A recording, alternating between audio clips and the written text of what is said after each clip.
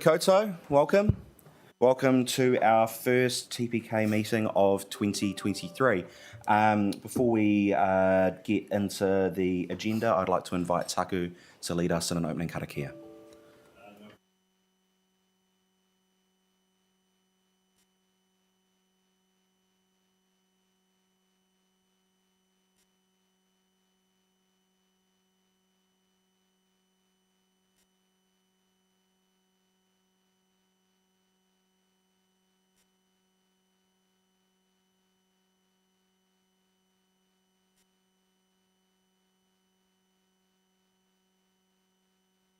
All right, thank you very much, everyone.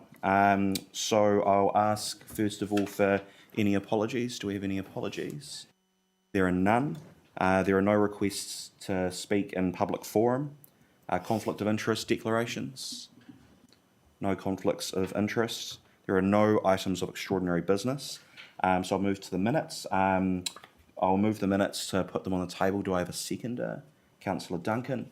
Any comments on the minutes? No? All right, I will put them then. All those in favour say aye. Opposed? That is carried. So we move to report 7.1, the setting of speed limits on Transmission Gully link roads. I'd like to advise the committee that I have the following chair's recommendation in addition to the recommendations as they are currently listed. So we'll keep recommendations 1, receive the report, and 2, agree to recommend that Council approves in principle increasing the existing 50 km/h speed limit on Waitangaroa Link Road to 60 km/h from 75 metres northwest of its intersection with Te Are Kapahu, and reverting to 50 km/h for the 750 metres east of Warspite Avenue spanning 1,050 metres. And the recommendation is to replace recommendations 3 and 4 with 3, agree to recommend that the Council implements the 60 km/h speed limit for Waitangaroa Link Road as part of Porirua City's speed management plan, and 4, note that including the speed limit change in the speed management plan will cost less than the alternative method of seeking Director of Land Transport approval. So I'll move the report with the recommendations and ask for a seconder. Councillor Hayward, thank you. All right, I will invite council officers to speak to the report.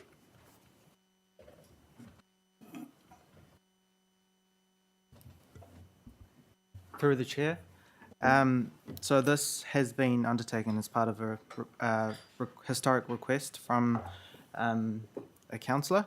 And I just want to note that going forward, we do have the speed management plan proposed for Porirua City Council, which is currently underway, and we're undertaking a workshop for councillors on the 23rd of March. So it's very soon. So doing this report now would mean that we're kind of doubling up on work required to undertake consultation and just replicating work. So it would be a lot more efficient if we could include this as part of the speed management plan. So I'm happy to take any questions. Cool, thank you very much. Are there any questions? Councillor Hayward. Kia ora, Councillor. He mihi mo te tauhou ki a koutou katoa. He pātai. Can I just get some clarity here that what's been proposed is not dissimilar from what is arranged for the connection between Kinapuru Drive and the effectively the change at 59 and 1.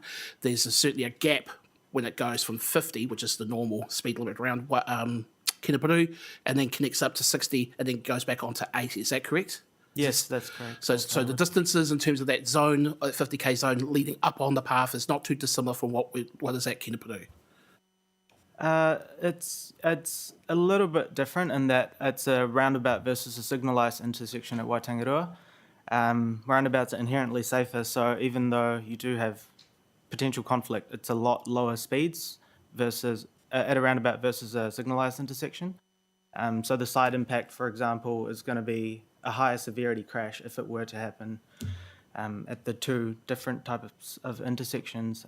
The other thing to consider is the curve alignment. I believe the curve alignment from up Waitangaroa Link Road is a little bit more severe.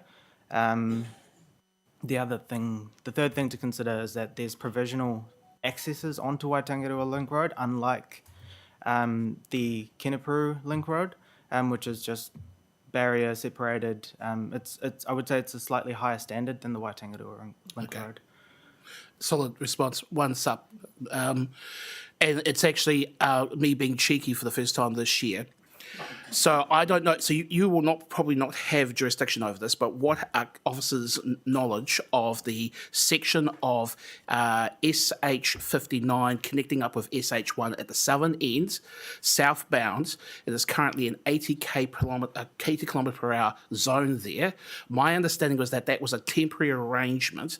Is that still the case? And if so, when is that likely to become not that? Yeah, Councillor Hayward, I'm not very sure about where Wakakotahi is sitting with that one, so I can't comment. Can I have a response prepared from you about that? It is with Wakakotahi. Thank you very much, Councillor. My point being is, as members of this council, we would like to relay the concerns So of our we committee can, members. Councillor, we can ask Wakakotahi what their plans are. Excellent. Thank you. No more questions. Cool. Councillor Duncan. Yeah, thanks, Mr. Chair. The option one seems to have been an enormous amount of hassle and cost simply to bring a 1 kilometre of road up 10 kilometres an hour. I'd be interested to know what the WSP report cost, because that was a pretty shoddy report that they produced there. When Councillor Morell raised this point, he did so because he had been approached by numerous people around Whitby to have the speed limit extended. The report doesn't convince me that Te Arapaehu should remain at 50. The advisory speed survey suggests that the speed should be increased to 60 to 80, but it's likely to be an urban connector classification, so that would require a top speed of 60. So that's fine. I suggest we should make that 60 as well. On page 36, we're told that 85% of vehicles are already doing 60 to 70 kilometres an hour along that road. And similarly on the Waitangarua Link Road. And that's been going on for a year now, and I'm not aware of any accidents or incidents on that road or of any traffic infringement notices being issued. Is that the case? Can I find out how much that report from WSP cost us? Because I asked that because it was supplying traffic volumes. We'd supplied them with traffic volumes, and it had on it that it was 8 a.m. to 9 p.m. for the morning and 4 p.m. to 5 p.m. for the afternoon. So that's an obvious mistake they've made, but that's okay. You could excuse that once. They cut and paste that 4 times throughout the report. That's shoddy. So I'd be interested to know what that cost us. Thank you, Councillor Duncan. So a few parts of the question. I'll start with the cost of the report. So it cost around $28,000. In terms of can we increase Te Arapaehu to 60k an hour, there's a few factors playing, separating Whitby Link Road and Te Arapaehu. Te Arapaehu has a few more potential subdivision side accesses due to connect to it in the future, at least 2, potentially 3. And the way that they're designed, one of them especially is just meeting site distance requirements at 50 kilometres an hour. So if you were to increase that, we would need pretty substantial road alignment improvements to achieve those site distances. So that particular one I'm talking about is at the crest of a hill, so it's a lot of earthworks to achieve that. The other part of it is Wakakotahi, as part of these safe and appropriate speeds. One of the key things is they've set speed thresholds for crash survivability. There's 3 parts to it. So the 3 parts are 30 kilometres an hour is survivable for a vehicle hitting a cyclist. Anything beyond that is serious or fatal injuries. 50k an hour is survivable for vehicle versus vehicle side collision impacts. So that particularly relates to an intersection. So if we're increasing speeds to 60, you're increasing the likelihood of serious and fatal injuries. And then 70k an hour is head-on type collisions, and that's the threshold for head-on collisions. The last part you asked about crashes. I'm only aware of 1 crash on Waitangarua Link Road, and that was, I believe it was a loss of control crash, crashing into one of the crash barriers. but not aware of any other crashes or infringements. I can't put a number on that, unfortunately. Thanks. Cool, thank you. So I've got Councillor Wehapi, followed by Mayor Baker, followed by Councillor Ford. Thank you. That pretty much answers my question, but I just wanted you to confirm, as per the report, that the recommended 60 was purely to align the consistency across New Zealand and doesn't actually really relate to that particular road itself.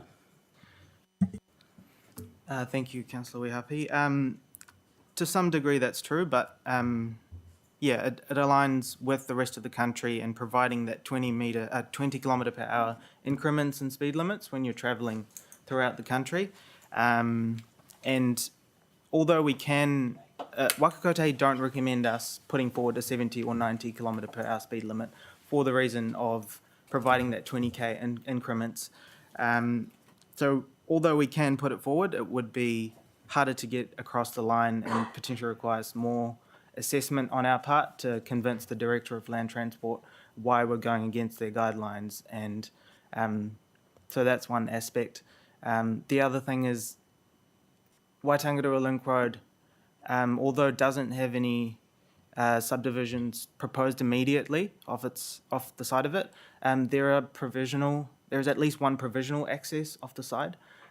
So there is potential for subdivisions to access that road as well in the future. So the same things would apply as Waitangaroa if that were to happen. Sorry, as Te Ara Kapihu if that were to happen. Okay, thanks. Mayor Baker. Thank you. Te Ara Kapu, I understand why you're saying 50k. We're actually only doing 30k because there's subdivisions coming off there, and it's continual every day, 30k, most of the road. Is that going to continue till these 3 subdivisions actually open? Because we're not doing 50k on that road, and quite often we're stopped permanently. So, one way. I wonder when those sort of things are going to stop, because obviously there's one subdivision open for trucks. That one's fine. The next one down the side has got the diggers on the side ready to go. So does that mean we're going to be permanently doing 30k on that road? Go and ask those developers, because actually we're complaining that we want to go to 60 when we're doing 30. Yes, thank you, Mayor Baker. I think Just a comment. You obviously can't answer that today. Yeah, Can you okay. just take it back, please? Cool, all right, Councillor Ford. Tight. I think you've answered a lot of the queries that I had via Councillor Duncan.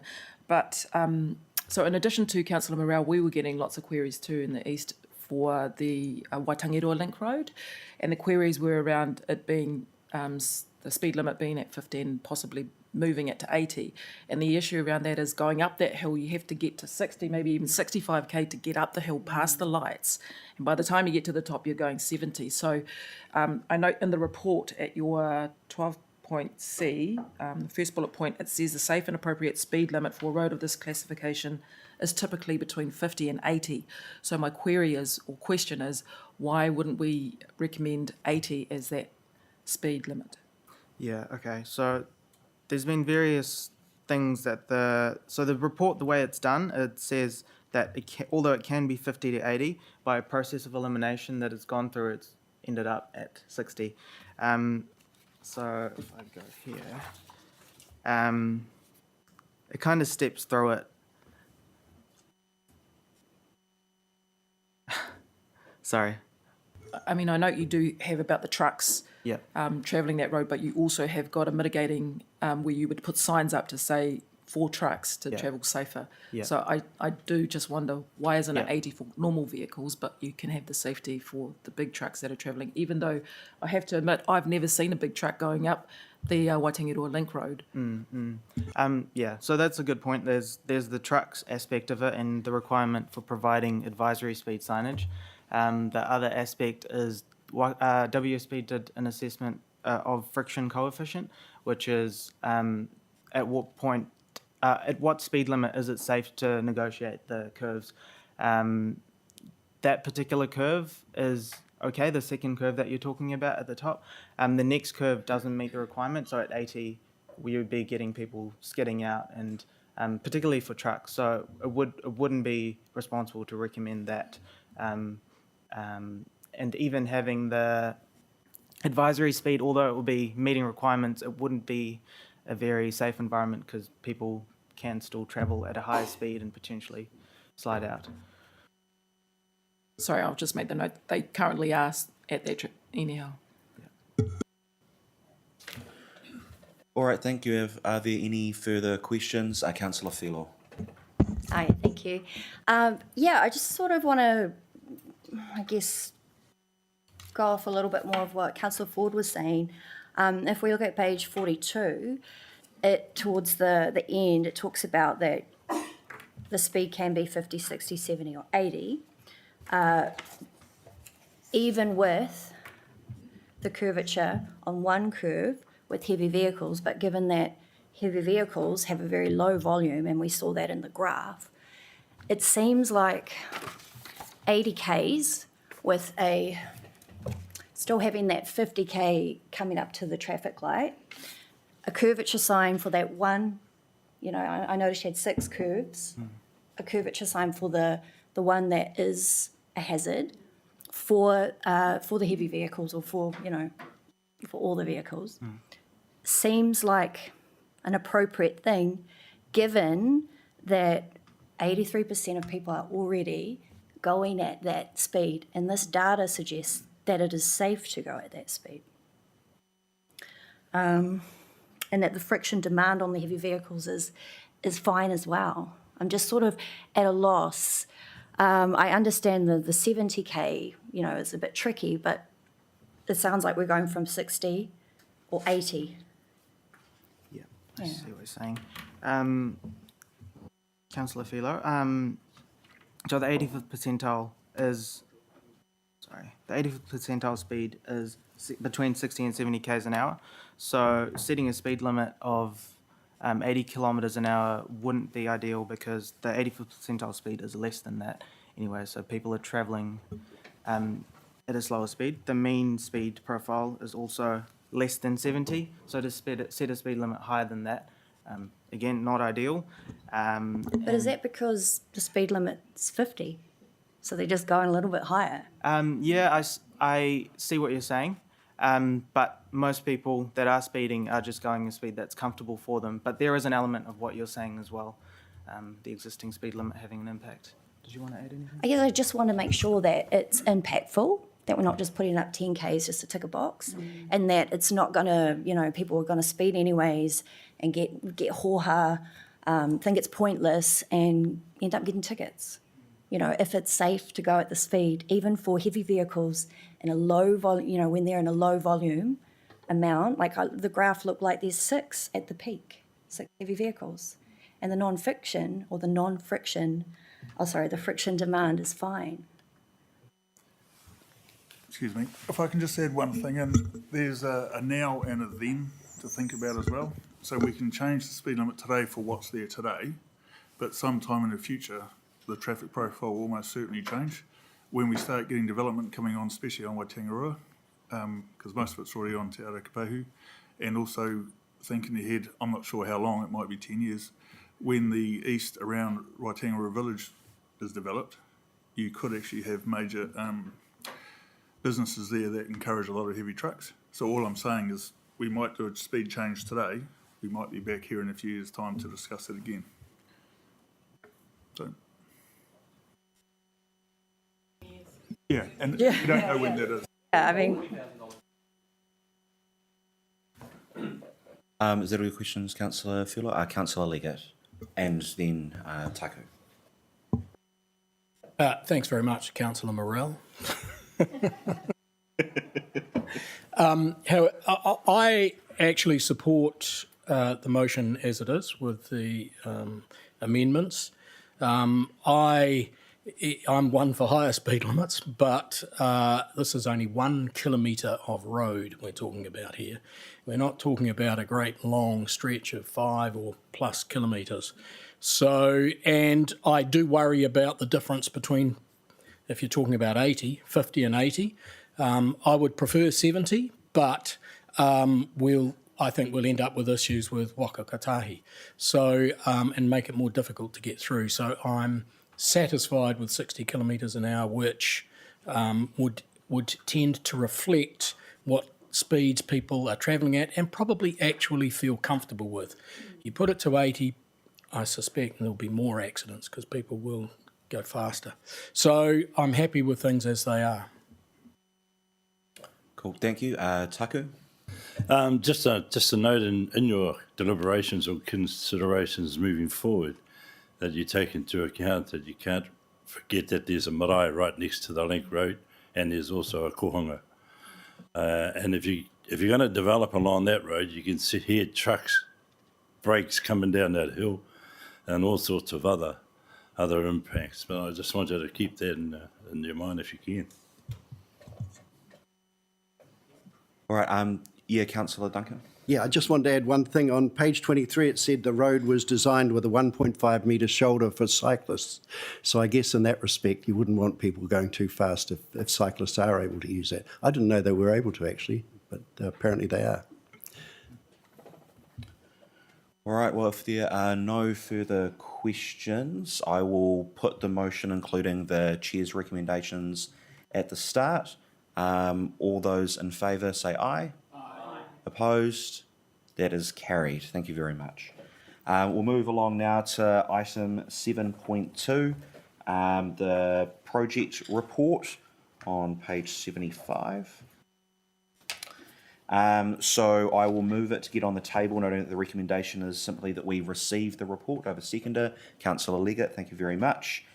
So what I will do here is give councillors an opportunity. I'll move through each of the items so we don't cross over with our questioning on each of them, just in the order that as they are listed on page 76. So we'll start off with the Kenapuru area program. Does anyone have questions on that? Councillor Hayward.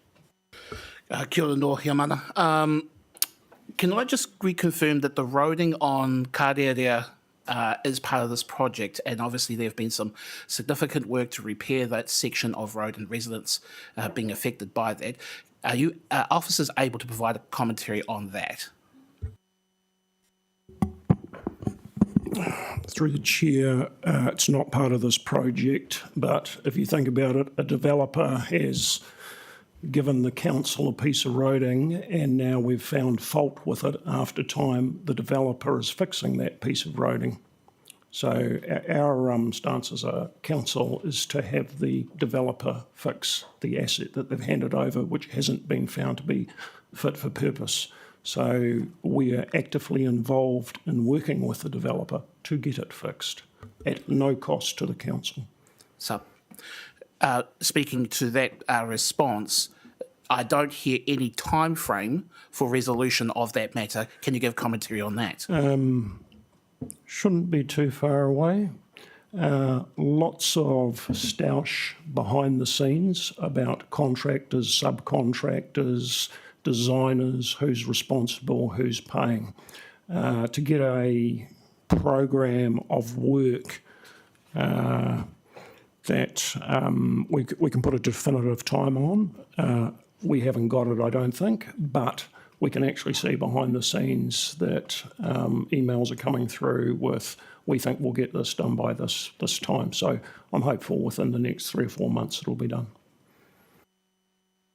Final sub. How are affected residents being communicated in regards to this matter? Is council stepping up to take that role? And if so, how is that engagement happening?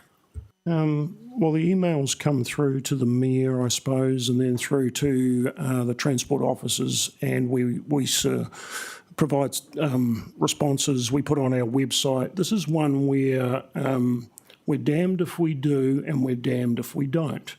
When we take on board assets, they're supposed to be fit for purpose. These assets were not fit for purpose. At the time that we were asked to take them on board, we were well aware they weren't fit for purpose, and we said so. And so we're quite clear with the developer right from the beginning we were going to have problems. We didn't like the look of what was built there with the road pavement. And the issue particularly is some subsoil drainage. The water can't get off the road, so it's breaking up. So we're very clear. I've said all the way through, I do not want Porirua City Council to pay for fixing this problem just because somebody, a developer, gives us a road. And anyone who wants to talk to me about it, I'm really blunt on it. And we do want the developer to fix it. There's a problem, of course, that the developer's sold to another entity, but the original developer will fix it. Councillor Duncan. Yeah, the risk overlaps concern me there. It talks of changes in traffic volumes as a result of people working from home. Is that more people or less people using the road, or is it more people using the road? Just on Fewer, sorry. Yeah, just on that, what's happening there at the moment, quite a lot of work from NZTA and from us of interest, just trying to work out what is happening at the moment. Tuesdays, Thursdays seem to be really, really busy. There's some queues going on here and there that weren't going on a month ago or weren't going on late last year. So it's a work in progress to sort of work out what is happening with people, traffic moving around. Yeah, so what concerns me here is in light of what the WSP report cost us in the last one, we're talking of commissioning an update of traffic flows for package C there. What's the likely cost of that? I imagine it will be 50 to 100. It's not cheap, and I guess you'd all be sitting here realising that Councillor Morrell made that request in May last year, and you can see how it's done. We get a report by a recognised provider like WSP who struggled to do it. I couldn't get it back to you any earlier. You've asked, I like the question, you got an answer, 28,000, think about it when you ask for other things. Thank you. All right, I think that's everything on that. Councillor Filo. Yeah, just something in the, where was it? I noticed that there's a few project managers that have been appointed, and I also saw that there's training coming up for staff to learn how to become project managers, which I think is awesome. And I was just wondering, was there a timeline of when that was going to start? Through the chair, for the training, an example is in the Transport Department. Daryl, who is here just before, put 5 of his officers on a Prince 2 course, which is a recognised course for project management. So they went away for 2 days, I think, and did the foundation course for that. So that's 5 of his staff rather than contractors. And many of the staff who come in do have the qualification, but we've sort of recognised it in our employee surveys that project management is one of the big things we want to get better at. So I'm actively pushing that. Cool. All right, so we'll move along to the second item, Eastern Porirua Regeneration Project. I think Mayor Baker, so do you have a question? No, I missed that. Councillor Hayward. Kia ora no hea mana. The risk section around the Porirua Development Community Reset Engagement Plan started in December. We're now in February. Is there any commentary that officers can give, highlights on how that is going thus far? Kia ora, Councillor Hayward. I can answer that one. We've had a good sit down with Te Pai, who are the advisory board to Kāinga Ora. We've gone through quite a long process. Our partnerships team, led by Pete Barton and his team, have done quite a thorough reset, making sure that those communities are felt, and we are in a much better space now in terms of our ability to engage through Te Pai into those communities. Okay. I'll leave it there. Cool, thanks. And I'll just add to that, Ruben. Do you know if there are any plans for Te Pai to meet with us as a council at any point in the near future? Kia ora, Councillor. We don't have any plans for Te Pai to come in here anytime soon, but I have asked Kāinga Ora to come in and present their spatial plan, which I can talk about it later on when that comes to in front of council. That has been a request for Te Pai. I have raised it with Will Pennington. At the moment, Te Pai reports into HUD, not into Kaingaora, but that's about to change. So it will probably be a bit easier to manage that. And we should be able to get them in when Kaingaora comes in, I would think, but depends on their availability. Most of them are working. Yeah, I think that'd be good, and if we could emphasise that that's a priority from our perspective, I think there's a broad feeling around the council table that that would be very useful. I'll go to Councillor Ford. Yeah, 100% in support of Te Pai coming in. I think I'd probably prefer them over the other one. So just around your risk, who am I talking to, Lynn? With the community engagement, I've got a particular concern around, you've highlighted Pacifica Tangata Moana and their the risk of them becoming disengaged. And back in 2019, I feel like one of the ex-councillors, but we did engage in a couple of the reverends who were almost like the mouthpiece for us and did a lot of the groundwork for us. We had Reverend Perema Leasi, who's now passed on, but also Reverend Nove Vaila'au, who is still currently practicing. Is there any move from our council to engage with our reverends who could then pass or do a lot of the engagement for us? I'm not sure. Kia ora, Councillor Ford. I'll pass to Reuben shortly, but the engagement is actually between Kaingaora and the community, and so it's not us doing it. It's Kaingaora, and they do employ one of our own staff to support that. So. As you know, Vanessa works for both Kaingaora and us, so we can pass that through to them. Reuben may know more about actually what's going on the that's ground. good. That's good enough. I mean, that's pretty much what I'm trying to say, because we don't have a pathway to talk with Kaingaora or with Te Pai. So you guys are our avenue, which is why I'm raising it here. That's okay. All right, are there any other questions on this item, Councillor Filo? Hey, thank you. I've got two questions. First one is those 300 affordable homes, are those ones being supplied by Toa? And my second question was, I was wondering if you know if there are plans for any cycle lanes in this plan to connect the east to the city. Kia ora, Councillor Filo. I can probably answer that one as well. Those 3 homes are kāinga orders. That's part of their mandate to deliver on.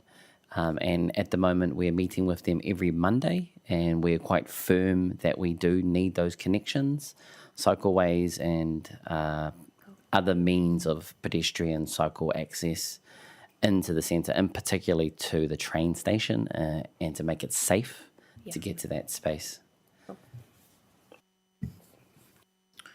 Councillor, we happy? Just going with that, sorry, I just noticed that you meet with them every Monday. Anita, are you involved in those meetings at all?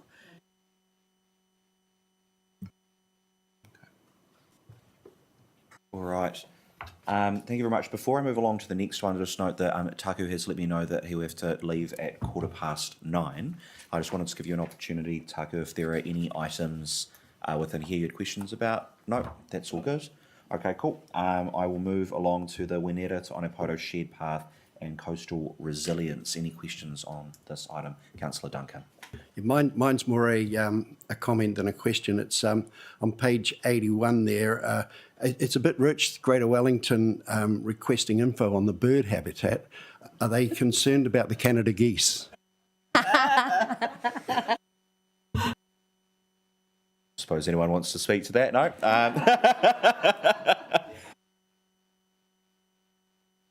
Anyone else on this item?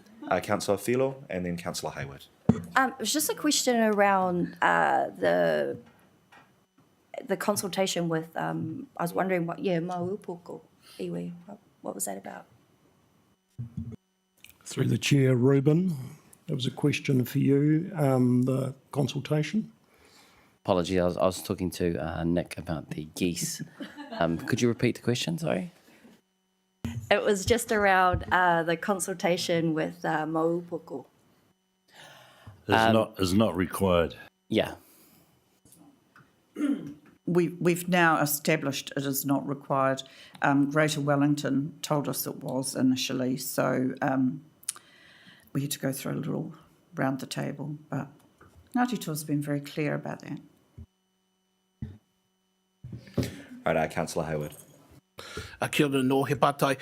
Stage B, any update from officers in terms of the discussions around trying to come to an equitable arrangement around the land parcels necessary for that work? Kia ora, Councillor Hayward. We've had quite robust conversations with the whānau that are involved there. They've put several options on the table. We're seeking legal advice and we're looking at options. One of those options might be to look at a land swap of a parcel of a similar size in a nearby area. And that would be, at the moment, our preferred option. But we are seeking legal advice on that at the moment. All right, I think that's everything on that item, so I'll move along to the next one. Kiritaki Tuatahi, the datascape. Any questions on that? Councillor Waddle. Yeah, I just note that the report was prepared at the end of last year. Is there any further update on where things are at with that? Because it is starting to look quite red. To Joe. So we've now got the schedule for regulatory, which will be signed off in the next week or so. So that gives the regulatory. We have got a budgeting and planning tool now agreed. So we will be using that budgeting and planning tool for the long-term plan. Except for the annual plan, everything is now off Tech 1 and Datascape for finance. And we're continuing, but it is rocky. We are the first ones, and everything we find for the first time. But there has been an improvement in the project since the 31st of December. Cool, thank you. I think that's all the questions on that. So I'll go to TG Link Roads if we want to talk about this a bit more. Any questions? No, everyone's had their piece. All right, very good. Moving to the district plan. Oh, sorry, did I miss? Sorry, my apologies, Councillor Duncan. Yeah, just on the link road, the Silverwood settlement, 5.9 million plus costs of LVT and High Court processes. Are the Crown lawyers and our lawyers still going to charge us for this debacle? I mean, I can't believe they could get it so wrong.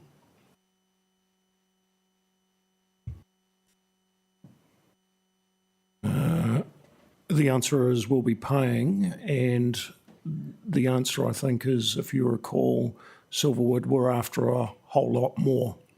So you're trying to set the right scene with officers in terms of we don't just roll over and have our bellies rubbed. We're seen as an easy, this is local government, so we will have people who sue us. And what's happened here is we thought the land was worth a lot less. It has been subsequently zoned for residential, and the courts found that when you compulsory acquire land of people, you should pay them the maximum amount.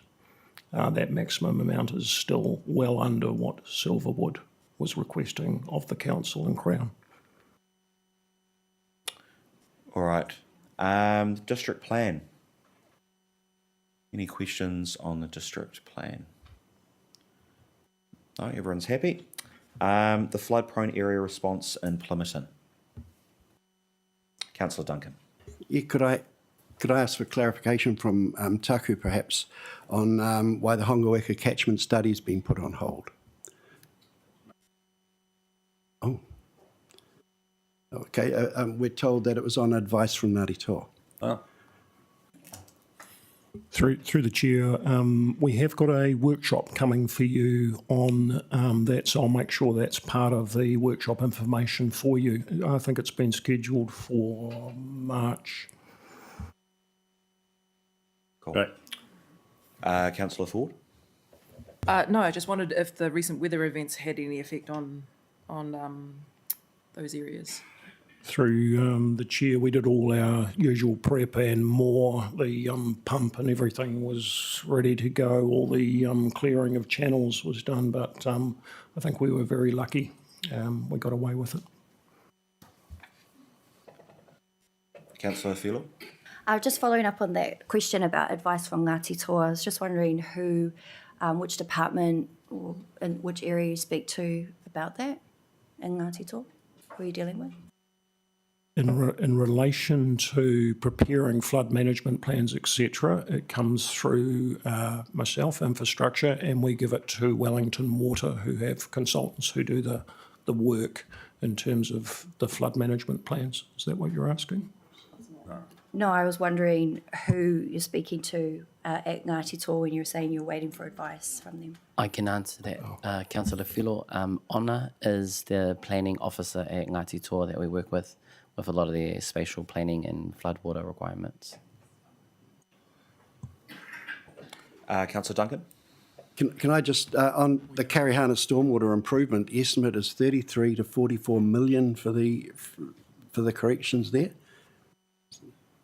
So again, the information we're reporting in this report is what has come back from Stantec, the consultants, into Wellington Water, who have then gone, how did you come up with this costing, and is under their review. And we are waiting for Wellington Water to come back in front of you and say, this is where we're at with this project. But we were giving you every indication that your 16.1 million, I think from memory, isn't going to get you what we thought it would get you a year and a half ago in the current environment.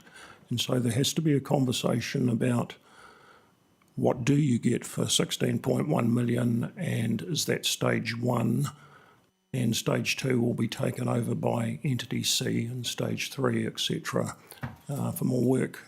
So we're interested in seeing that coming back in front of us. There's a small component of $1 million for debris, where stones and rocks on our parks land endangers houses. That work is progressing within the $1 million budget. Cool, all right. The next one was the Know Your Pipes. Any questions around this? Councillor Wehapi. Thank you. Thank you. Page 90. Just want to note the notified of a major fault. Those 22 property owners, I realise 6 of them are owned by Kāinga Ora. With the rest of them, do we know if they're actually tenanted or if they are owner occupied, and whether these letters are actually going to the correct owners of these properties?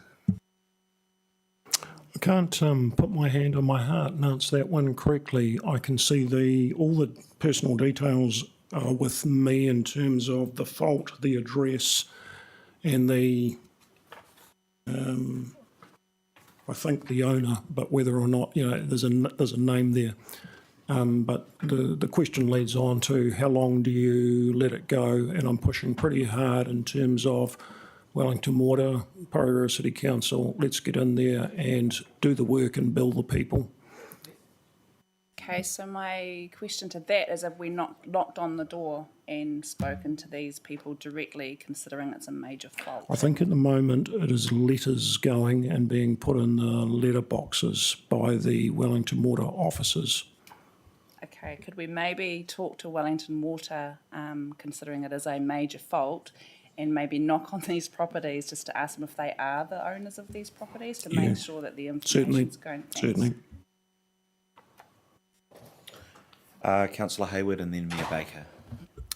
Before I begin, I'm just going to relay a comment that Councillor Waddle mentioned, which is, why don't the letters go to where the address we hold on file for who pays the rates? Because that's actually the one who's responsible, as opposed to the property itself. They would resolve that issue the Councillor Wehapi had raised.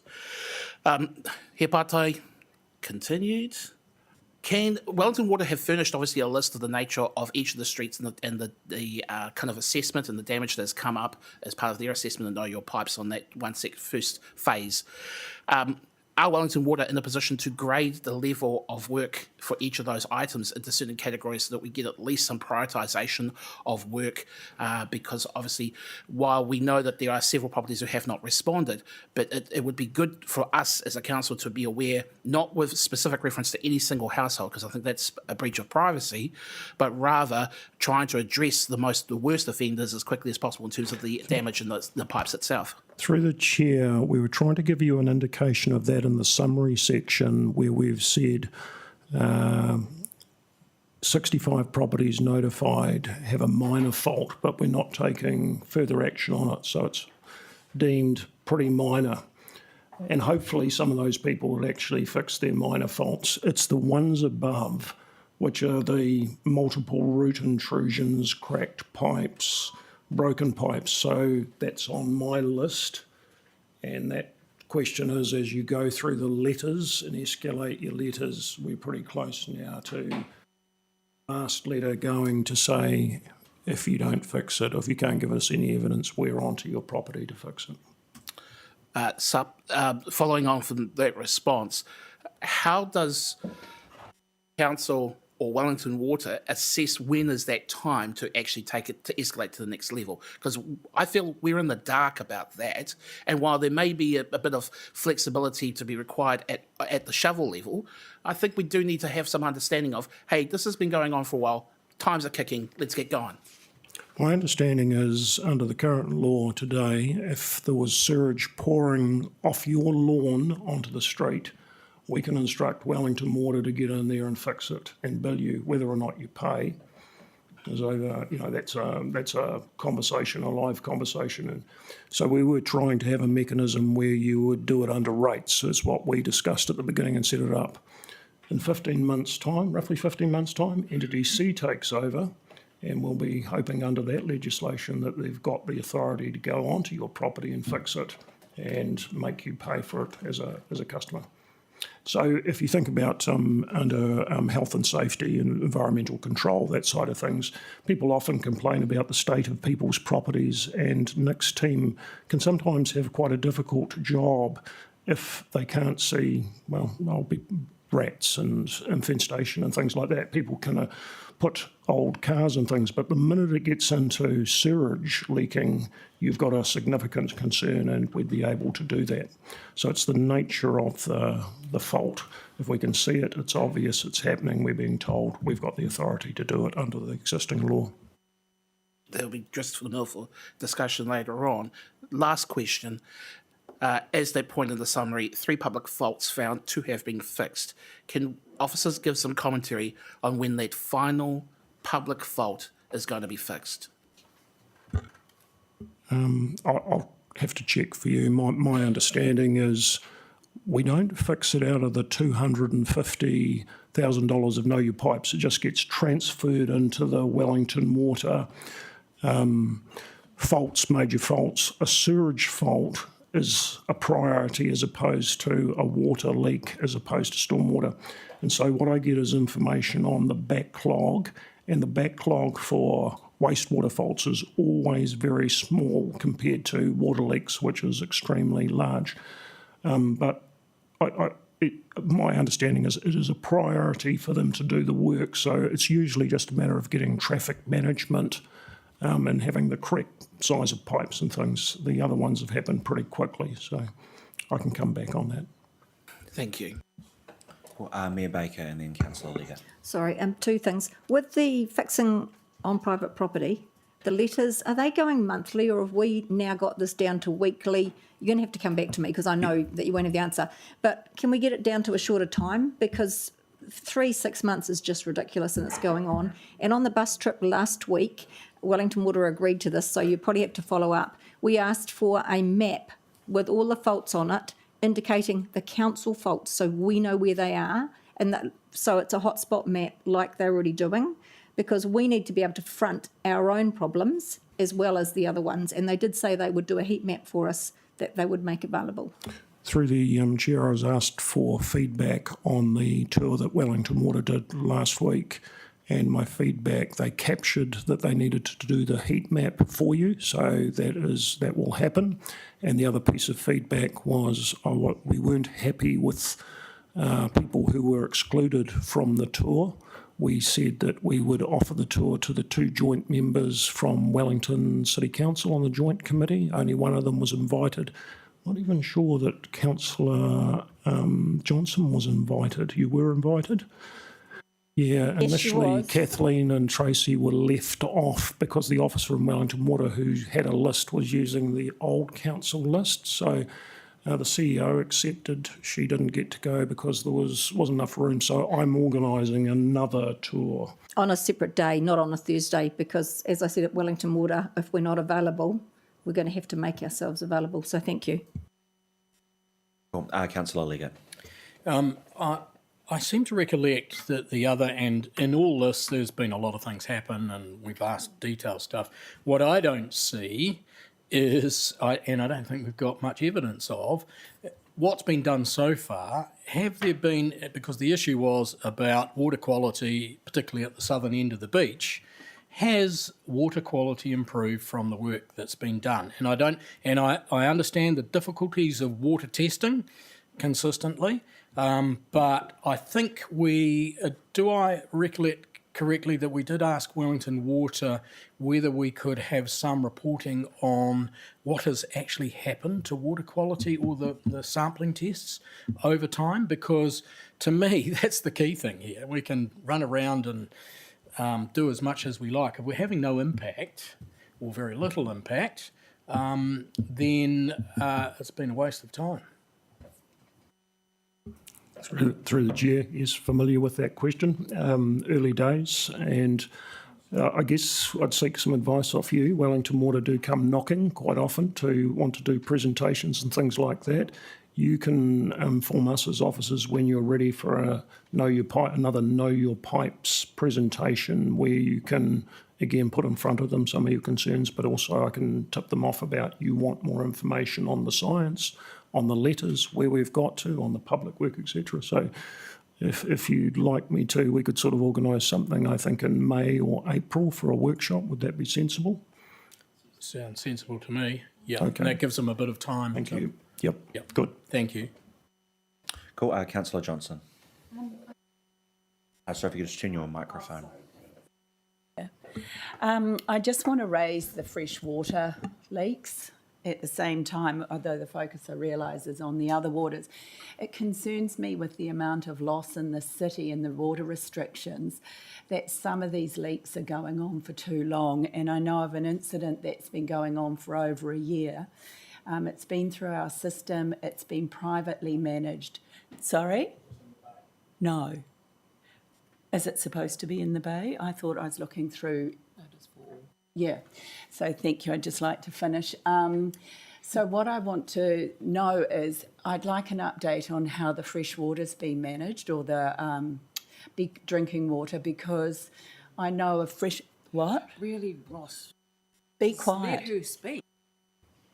I think it's important that we're not touching on the drink water within volume that's been leaked, and the incidents I know of around the city where things have been done privately, they've been appropriately reported, but nothing more can happen till Wellington Water comes through, and the volume of water being lost on a daily basis is substantial. So that's just one example. So I'd just like to touch on the drinking water.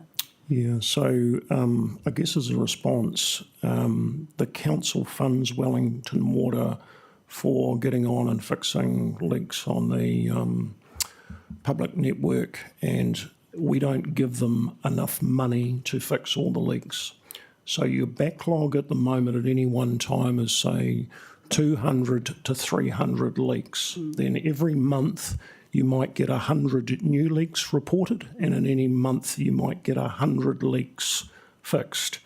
Most of that backlog is water leaks, and they prioritise them. And they use a system that says if there's 10 litres a minute leaking, that's a high priority. And then you go to a low priority of 3 litres a minute.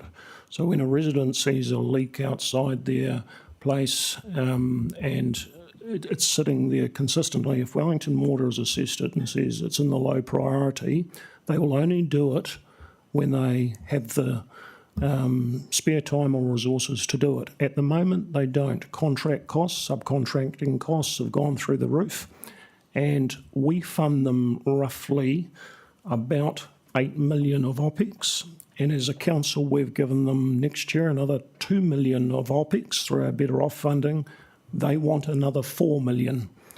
That's a 41% increase, and it would represent, a 4.1% increase in rates.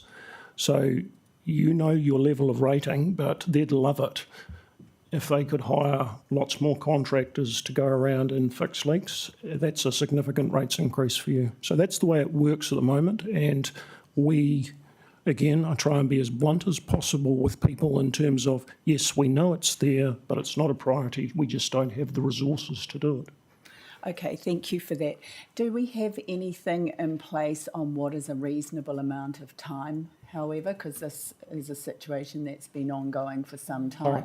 So I hear exactly what you're saying, and it's reasonable, but how long is too long? If I could just be clear, if you are sitting here and telling officers you're going to have a 7.65% rates increase next year. My question. No, but what I'm telling you is you're not going to get a reduction in the backlog. Nobody's coming. Yeah. There is no resourcing. Yeah, I hear what you're saying. What I'm asking you is how long is too long? I think if you look at it from another point of view, every city in the world, their piping network leaks. Everyone knows there's a leaking, so Wellington's always leaked at about 20 to 30%. Yeah, they always have. Yeah. It's your desire to say in terms of conservation, environmental reasons, we need to fix our network, but we are not putting enough money into fixing the pipes. Yes, I understand that. All right, thank you for that. So I guess the advice from Wellington Water is give us another 4.1% in rates, and that would be appropriate per annum to fix the problem. Yeah, that's what I'm hearing. Punch a hole in it. Yeah, thank you. All right, Councillor Hayward. Kia ora no, sorry to double bite here, but I had a note here. Phase 2, I'm just getting confused here. What section of streets relates to Phase 2? Phase 3, as I understand it, is Dimmock Street. This is page 91. What is Phase 2? Is that St Paul Street? I'll have to check, sorry. I haven't looked at that before. You could be right. They're back in the bay. I know they're in the bay. Sup. So, and this kind of comes back to a previous question. How does Wellington Water assure beyond testing longitudinally and going back to properties that it's actually doing the work? Does there need to be, will we need to consider as a council funding in a secondary sweep of, say, phase 1 to see what properties have been identified, if new properties have been identified as part of that process? I think you're saying, do you go back to the areas you've already done to see if problems have developed again? And I guess some of that is the information that Wellington Water see in terms of the science coming out, that the problem hasn't been resolved. Where are the leaks coming from? So they'll go back. And I guess some of it is the public information that they get through the system. They'll keep going back and visiting if they haven't solved the problem to try and find the leaks. No more questions. Thank you. Thank you. I think Councillor Duncan had one more. Yeah, my one is just, it's sort of kudos to the Datascape system. When I put something on Antenna about leaks now, I'm surprised how quickly something comes back to me from Datascape to tell me that it's been done. Is there any sort of list that we can get from that information to sort of tell us where the leaks are being reported? Yes, we are able to drill down now by individual service requests. We can see when they were logged and what actions taken and when they've been resolved. Cool. All right, we'll move to the next item along, which was the Central City Wastewater Storage. Any questions on this from anyone? No. All right. So the next one is the Parimata to Porirua Wastewater Trunk Main Upgrade. Sorry. Mr Chair, do you need this report going forward? Because we've fixed it and now we're into a wee bit of planning, but we haven't got the money for stages 2 and 3. It goes into Entity C, so I'm suggesting to you that that's one that drops off. Are you okay with that as a group? So just to clarify there, so that the reason we've got the red flag there currently is purely financial, which once it's transferred to Entity C isn't going to be a concern for us anymore.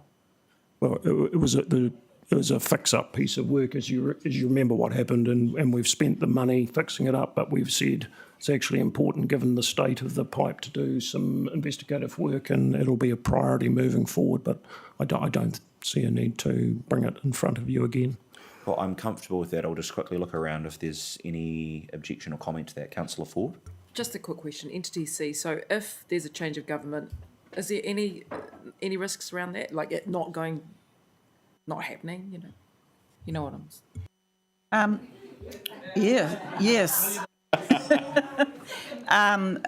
My understanding is that both National actually kicked off the water reform sort of program, if you like.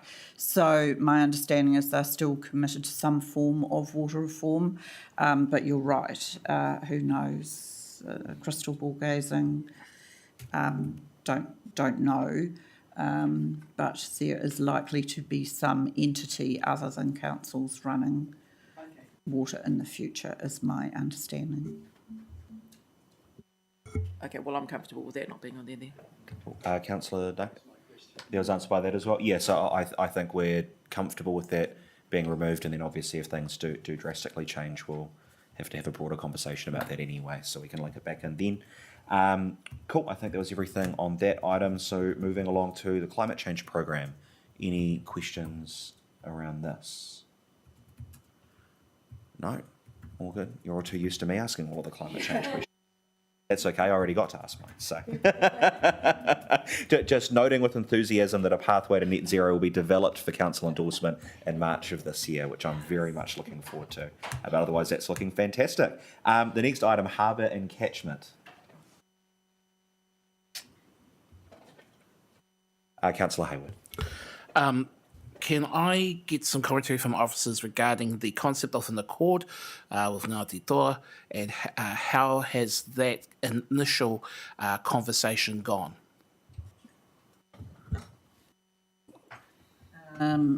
We asked, actually, the ball is a little in my court at the moment. I'm supposed to be negotiating with Wellington City Council, so Ngāti Toa's fine, but part of the accord is to have both Greater Wellington and Wellington City in that accord. So I have agreed to do the initial running on that and had overall agreement from the Chief Executive, but presumably for both Greater Wellington and Wellington City, we will need to have some political sign-off as with us. So just trying to manage through that process at the moment, exactly how we will do that.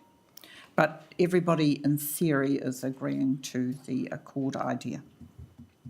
So I know that it does seem like it's early days, but do you foresee, do officers foresee a time frame as to how this will come to fruition?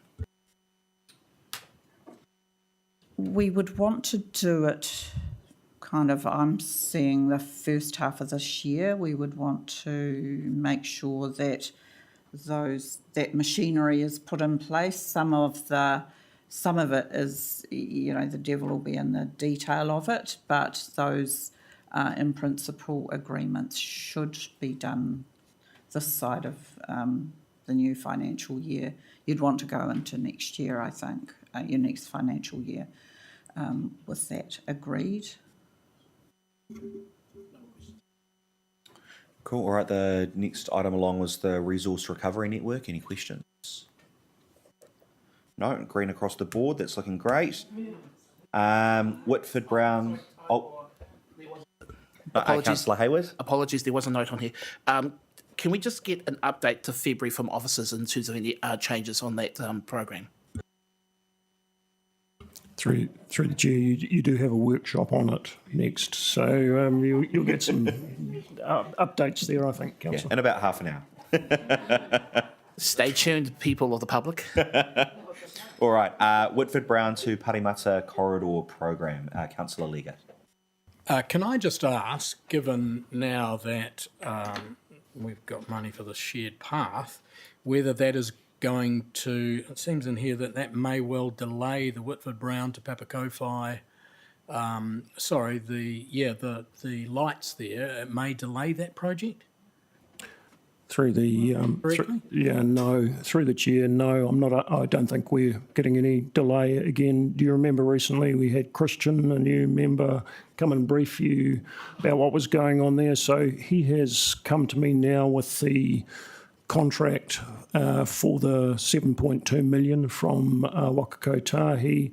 There's always devil in the detail. Wakakotahi wants to take it in 2 steps, scope, and you get someone to scope the work of the cycleway, and then you get someone to construct it. There's an issue of design, and we want the design in the first piece of work, and we think they'll accept that, and that will tie in with your lights work, which is already underway. And so the Chief Executive signed off on that last week. It's back in front of Wakakotahi. I think we'll be proceeding pretty quickly on it. So can you explain to me what it means under risk project management that the project, this will affect the schedule by approximately 4 months by appointing another designer? Is that the pathway that's going to be affected by 4 months? Yes. Okay. Yeah, through the chair, because of the size of the work, and if you think of procurement, we can't just give it to the person or the consultancy we've employed to move on. I just wanted to make sure it wasn't that intersection. But the two of them are integrated, and I think in terms of the wise use of money, you'd be wanting me to get as much bang for buck out of the 7.2 million flowing over into the work at the intersection, if that makes sense. So I want to hook them two together, but hopefully the first designer will be applying for that second piece of work. Cool. All right, I don't think there are any other questions on that item, so I'll move to the Aotea Lagoon Duck Pond infill. Councillor Leggett. I agree with the Mayor. The gift that keeps on giving. Yeah. Can I just check here that the additional material that has to come in to account for a king tide, was that in the original project, or and it's not going to affect the final cost? Through the chair, it wasn't in the original project. It's been decided it's a smart thing to do. It will affect the cost, but it will be funded by Parks. So there's a couple of items there as it goes along and keeps giving to us that we'll have to suck up. And the delay, of course, is because of the boggy, wet ground. But I understand the contractor, if they're not back this week, they'll be back next week. Sorry, can I just check here? I've never understood, and I know I've said this to you before, I've never understood, you talk about boggy ground and waiting. We're building a lawn here, not a car park. I just don't understand why all these delays, and it wouldn't surprise me given the further rain, there'll be further delays when you import another 300 to 600 cubic metres of material to build it up to be able to deal with a king tide. Question or comment? And that's the question. Why has it been played? I'm sorry, Councillor, I can get you an officer, specific, well, actually it wouldn't be an officer, it'd be a contractor response about the difficulties that we've encountered on site, but... I would like to understand yes, that. Certainly. Mayor Baker. Yeah, I'm probably a bit similar, Andrew, because we've had this heavy rain. I suspect all our contractors will move north because they're going to get a lot more money. I'd hate to see this contractor take off because we're partway through the job. I know which contractor it is, and I'd like to think they would get in there now because it's never going to stop raining. So they can't keep using that as an excuse from a contracting point of view. And like Ross says, it is a lawn. Yeah, no more comments, sorry. Through the chair, I'll check up on that because I've got a number of contractors that you could apply the same logic to. All right. The next item was the LTP. Any questions? Councillor Hayward. Kia ora no. Page 103, manage weed plant species. Obviously, a lot of councillors have had feedback from the community regarding the council work on managing existing paths and roads with what has been a very good growing season for weeds. Do officers have any commentary on how we plan to play catch up with regards to that and respond to what has been a cropper of a year? Through the chair, yeah, February is spraying, the time that we spray roadside reserves. So we did have some quite good weather earlier on, and that work had started quite comprehensively. And obviously now we've got some wet weather, but the troops are geared up to do it. The contracts are in place. Parks and Gardens are geared up to do it. So it's just about having the work. This particular project, if you remember, refers to Donald Love and the money that was negotiated. I've checked. Officers have actually contacted Donald and I think it was Heather Phillips, is that right, his partner, and they're going back to that area to again attack some growth, but they have a program in place. The chemicals have been purchased, so pretty comfortable that that part of the work is, the money's being well spent, the resources are in place, and there's no shortage of weeds to direct it at.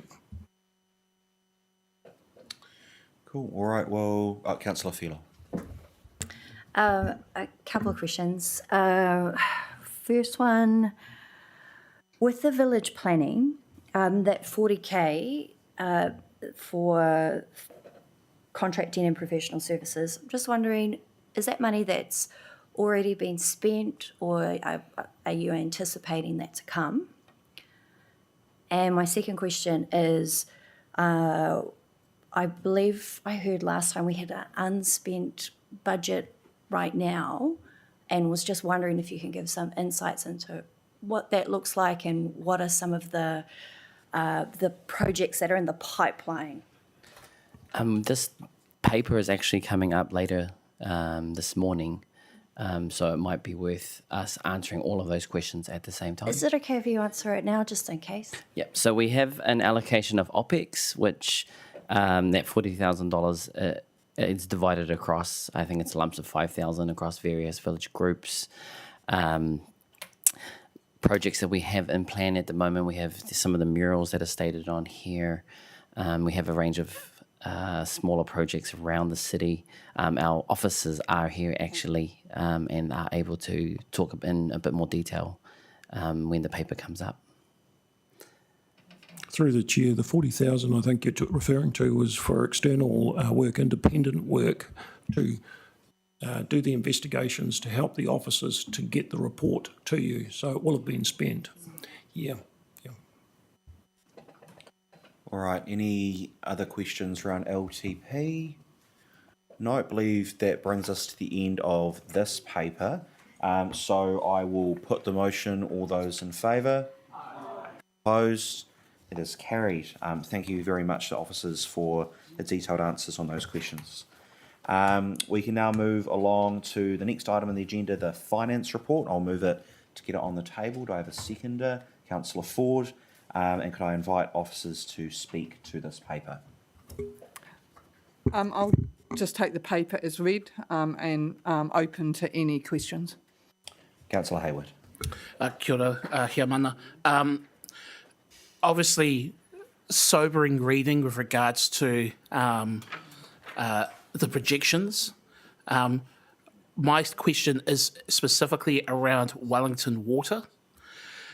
We've known for some time that a approach by Wellington Water is to promise big and then under deliver. that's been borne out by many long-term plans, as I've been led to believe by those who have been here longer than I have.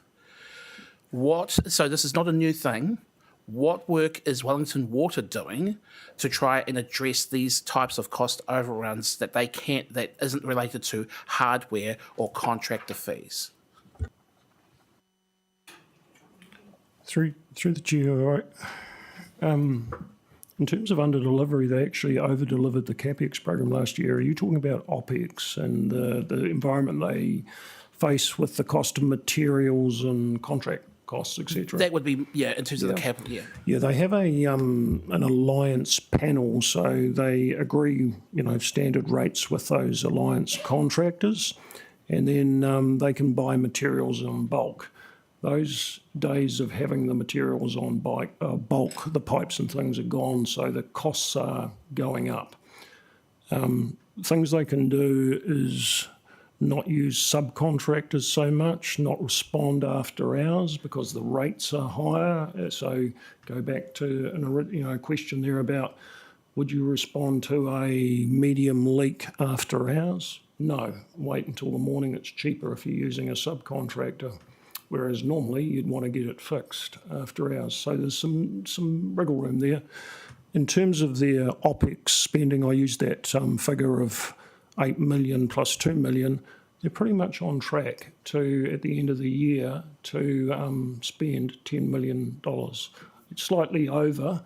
We've asked them to do some additional work. The Western Catchment Study for wastewater and stormwater was a new piece of work, but we'll fund that out of a different budget. But I think, again, the message would be you're getting a bit less, it's costing you a bit more, but we prioritise. So just to, again, kind of give that a little bit simpler for those who are listening in here, what you're saying is that we will play catch-up by reprioritizing areas to meet what we've for this financial year, and that will mean that there are trade-offs in subsequent years. Is that about right? That is correct. And your recent decision for a CBD large sewage wastewater storage tank is a prime example in terms of how it's going to cost us more than we originally budgeted, so other work will be pushed out. In terms of OpEx, there are things in there that Wellington Water would love to do, more proactive planning.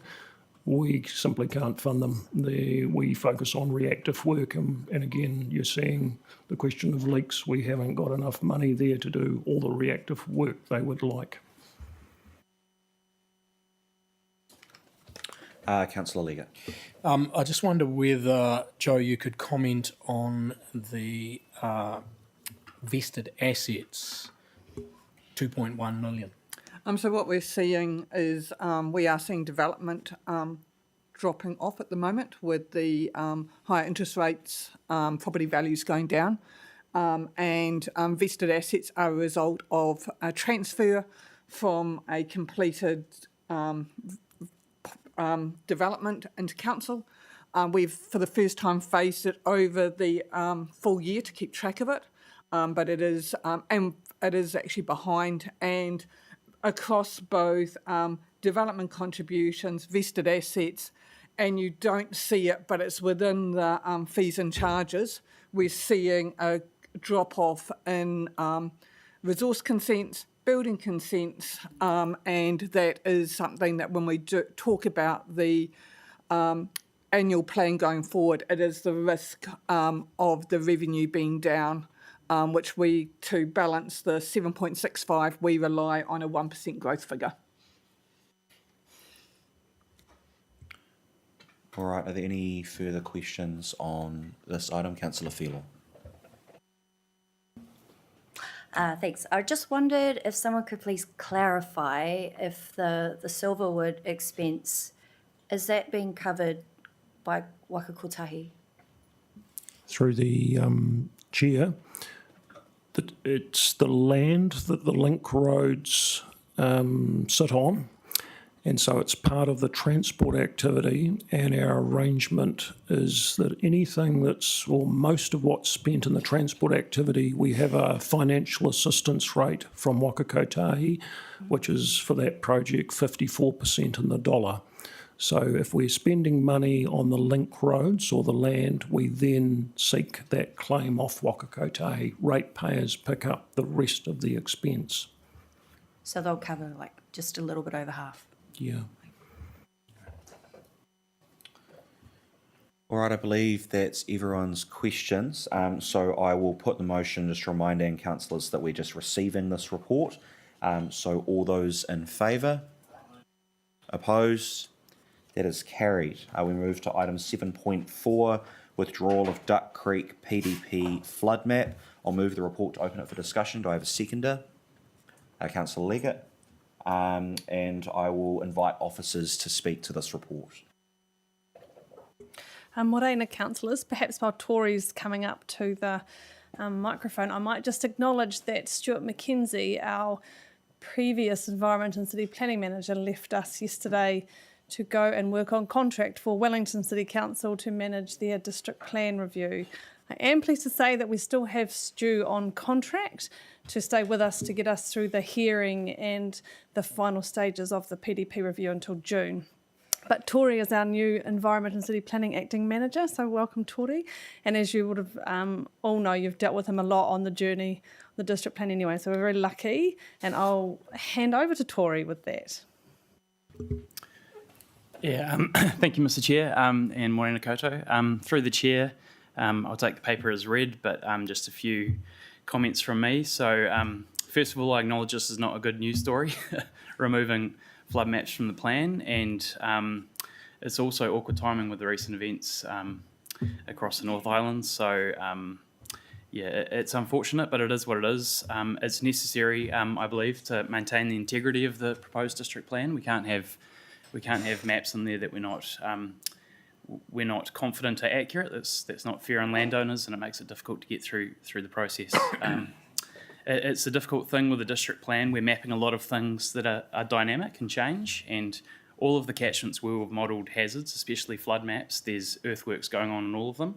So at a certain point, there's enough sort of quantum of earthworks that the maps cannot be relied on, and Wellington Water's advice was, at least for Duck Creek, that they cannot be, hand on heart, support them through a hearings process. So their recommendation is that we pull them out of the plan. And that one of the main reasons we need to pull them out, as the paper explains, is we do not have LiDAR information. So LiDAR information is basically, we fly planes every other summer, and they survey the ground levels using laser, and they can tell where changes have been to hydrology and ground levels, so earthworks. And that has not happened this summer because of the aforementioned terrible weather. So we'll need a long period of clear weather, and apparently the correct tides and civil aviation approval to fly this LiDAR and get the maps up to date. I just want to also mention that there are existing tools to apply the mapping we do have in any updating mapping in advance of them being put back in the plan, which we will do as soon as possible. The RMA, as far as subdivision goes, you can rely on maps that sit outside the plan, and the Building Act also has some requirements to set floor levels above a 1 in 50 year level. So there are some protections there, but it's not as comprehensive as it being in the district plan. So I'm happy to take any questions. Cool. Thanks very much, Tori. And just to start off, I was wondering if you could speak a little bit just to what the necessary variation process will look like when we do have up-to-date maps, and do we have a rough idea of what the timeline would look like before that is going to be able to happen? So my understanding is some LiDAR has been flown, but not for the whole city and not for Whitby catchment. So the process would need to have the planes fly, collect the data. The data would need to be provided back to council, so it gets cleaned up, provided back to council. We give it to Wellington Water, who rerun the model and produce the maps, and then the whole process around district plan change would kick off. It would be quite a targeted one. I think we could do it quite quickly, and I think it's something we're going to need to do to keep our plan up to date, is regular plan changes to make sure we're the maps, these quite static maps are being updated when things change. So it's really hard to put a time frame on it, but I would, if LiDAR can get flown this summer or spring, which is not possible, we could get a plan change notified later in the year, but it might be next summer otherwise. Cool, thank you. And with getting a plan change notified for an item like this, which is updating new maps that will be provided, is that something that would need to separately consult on, or can we just put that through into the plan as an update? Yeah, we'll probably, so our standard practice with flood maps is to hold community meetings to socialise them with the community and get their feedback, which we actually did for Whitby. We had a public meeting a few months earlier in the summer, and no one raised any issues with the flood mapping. This is one we've discovered ourselves.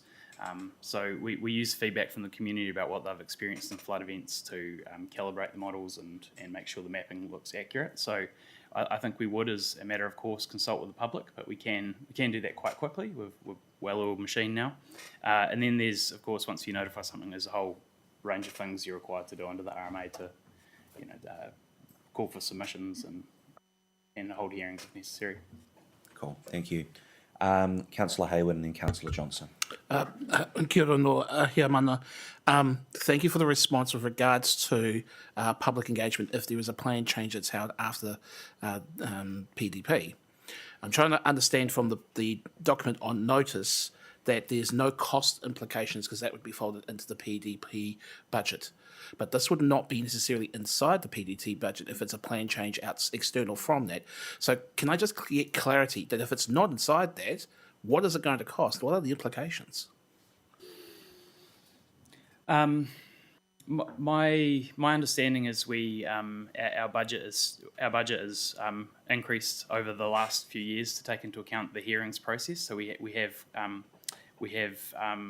have staff on board, and we have Wellington Water we have a contract with them to provide the modelling. So I don't think it's it is a potential for a variation to the costs we have at the moment. I think Nick might want to comment further, but we do anticipate regular updates to the plan. So there is kind of a BAU element to doing regular plan changes. Yeah, kia ora, thank you, Tori. So just to confirm, at the moment the budget is in a peak because you're going through the hearings process for the district plan, and we're anticipating that will go down with the last hearing coming, and there may be a surge at appeals again.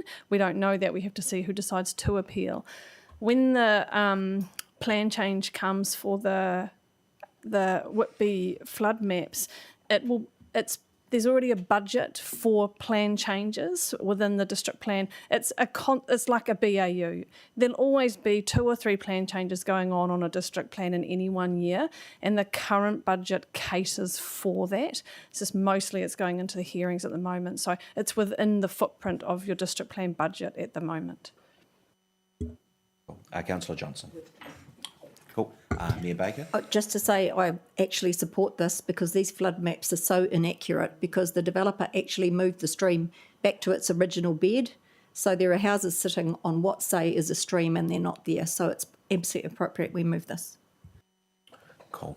Are there any further questions on this item? No? All right, thank you very much. So I will put the motion. All those in favour? Opposed? That is carried. Thank you very much. All right, we move along now to item 7.5, Empowering Communities, Resetting the Village Planning Program. So I'll put this in a second. I understand that when I do that, the Mayor has a procedural motion, so we'll move to that. So I will put the item as it stands in the report currently. Do I have a seconder for that? Councillor Ford, thank you very much, and I'll move to Mayor Baker for a procedural motion. Thank you. I move that this matter be left to lie on the table and be further workshopped with Council with the intent for this item to be considered as part of the long-term plan 2454 process. Cool, thank you, Mayor Baker. We need a seconder for that motion, Councillor Leggett. All right, as a procedural motion, we move straight to a vote. So I will put that motion. All those in favour? Opposed? That motion is carried. All right, that brings us to the end of our agenda for today. So we'll move to a closing karakia. Could I ask Councillor Hayward to lead us in this?